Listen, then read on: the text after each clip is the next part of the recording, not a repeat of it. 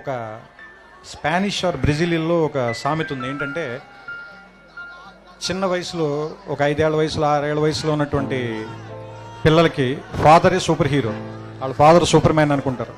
ఏమైనా చేయగలడు మా నాన్న ప్రపంచంలో సాధించలేదంటే ఏం లేదనుకుంటారు. వాడు స్కూల్కి వెళ్ళి వాడికి ఒక 10 ఏళ్ళు అంతా వచ్చిన తర్వాత ఇంకా వేరే వాళ్ళు ఇంకా డబ్బున్న వాళ్ళ ఫాదర్లని లేదా ఇంకా బాగా పెద్ద పెద్ద కార్లు ఉన్న వాళ్ళని వీళ్ళని చూసిన తర్వాత మా నాన్న అంత గొప్పడు కాదేమో, మా నాన్నకంటే గొప్పలు కూడా ఇంకా చాలామంది ఉన్నారేమో అనిపిస్తుంది.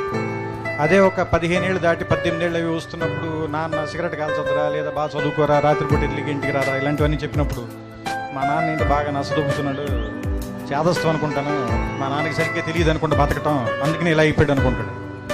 వీడికి ఒక 20 ఏళ్ళు 25 ఏళ్ళు వచ్చి ఒక అమ్మాయిని పెళ్లి చేసుకున్న తర్వాత ఒక ఫ్లాట్ రెంట్కి తీసుకోవటం, ఉద్యోగం చేయటం, నెలాఖరికి వచ్చేసరికి అప్పులు చేయాల్సి రావటం, బిల్స్ కట్టాల్సి రావటం, ఇలాంటప్పుడు నాన్న మనం మరీ అనుకున్నంత వేస్ట్ ఏం కాదనుకుంటే బాగానే మేనేజ్ చేసినట్టున్నాడు 4 పిల్లలు, కానీ మనకి దీనమ్మ ఇంకా ఒక్కడిని కూడా కనకుండానే ఇంత కష్టంగా ఉంది మనకి అనిపిస్తుంది.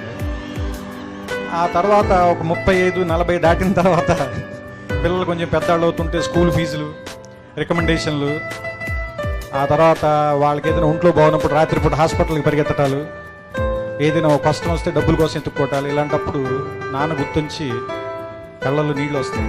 ఈ బాబు ఇన్ని కష్టాలు పడి మన అందరినీ పెంచి ఇక్కడ దాకా తీసుకొచ్చాడని.